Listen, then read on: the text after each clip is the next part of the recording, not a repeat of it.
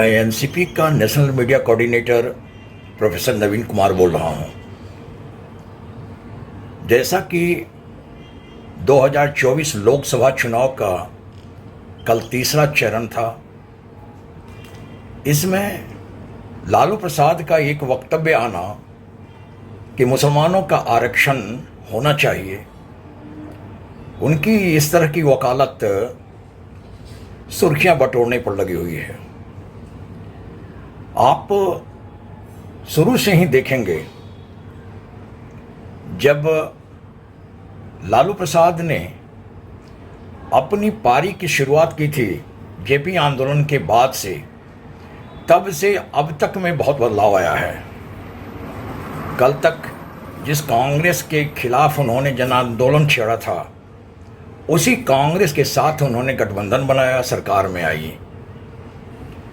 उनकी पार्टी ने बहुत कुछ खोया और बहुत कुछ पाया है। इस संदर्भ में मेरा कहना है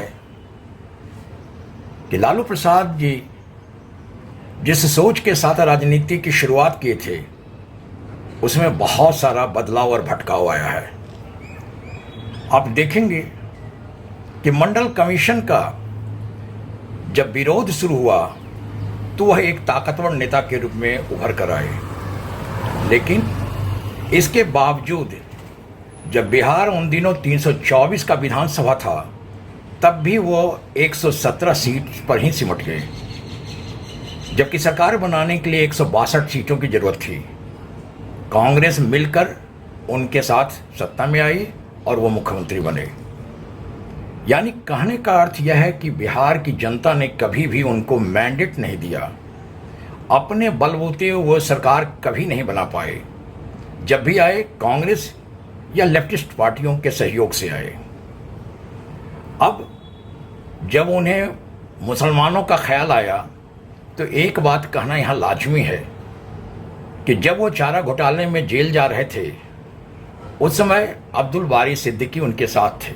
बहुत ताकतवर नेता, साफ सुथरे सुलझे हुए नेता थे। चाहते तो उन्हें मुख्यमंत्री बना सकते थे, तब एक बात बनती। लेकिन उन्होंने किसको बनाया? अपनी धर्मपत्नी को बना दिया। यानी वहां भी मुसलमानों के साथ इन्होंने दगा किया। अब वो उसकी वकालत कर रहे हैं कि आरक्षण मिलना चाहिए। वह आदमी बोल रहा है जो कन्विक्टेड है, वह आदमी हामी भर रहा है जिसका लोकसभा में एक प्रतिनिधि नहीं है। सुपरा साफ है, वह आदमी देश के प्रधानमंत्री बनने और बनाने की बात करता है तो हास्यास्पद लगता है। मानसिक दिवालियापन नहीं तो और क्या है ये। अब उन्हें अपने पुत्र की चिंता हो रही है।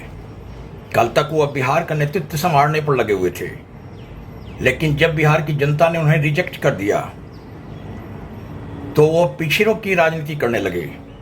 जब पिछड़ों में कई नेता उभर कर आए, तो जातिवाद में सिमट गए। जाति आधार पर उन्हें ठोकर खानी पड़ी।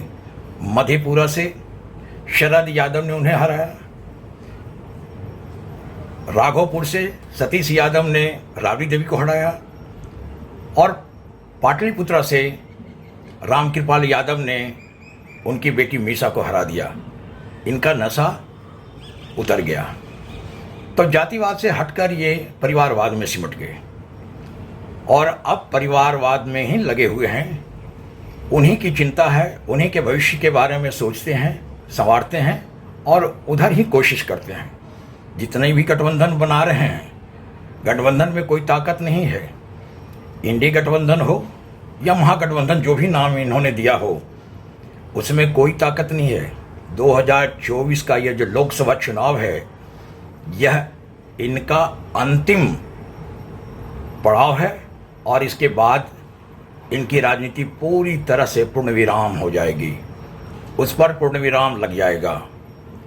अभी मुसलमानों की तुष्टीकरण कांग्रेस ने भी की, लेकिन इतना मानना होगा कि कांग्रेस ने मुसलमानों को थोड़ा बहुत कुछ दिया, लेकिन उससे ज़्यादा उन्होंने उसका शोषण किया।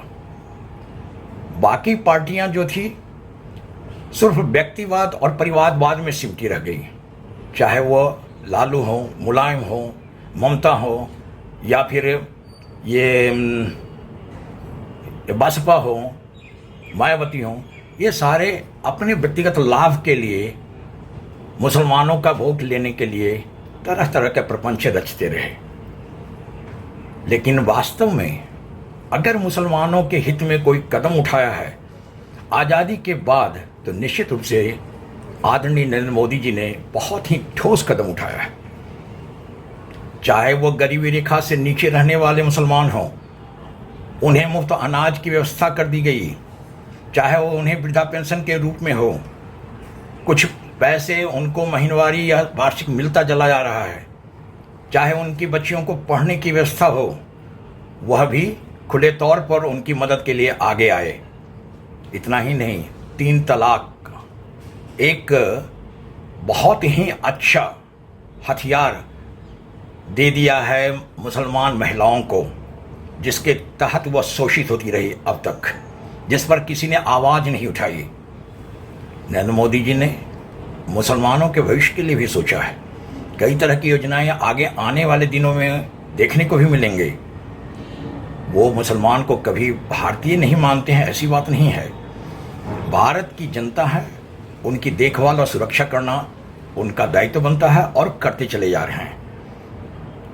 आगे इस चुनाव के बाद देखेंगे, बहुत बदलाव आएगा। सोच में भी बदलाव आएगा और समृद्धि में भी बदलाव आएगा। धन्यवाद।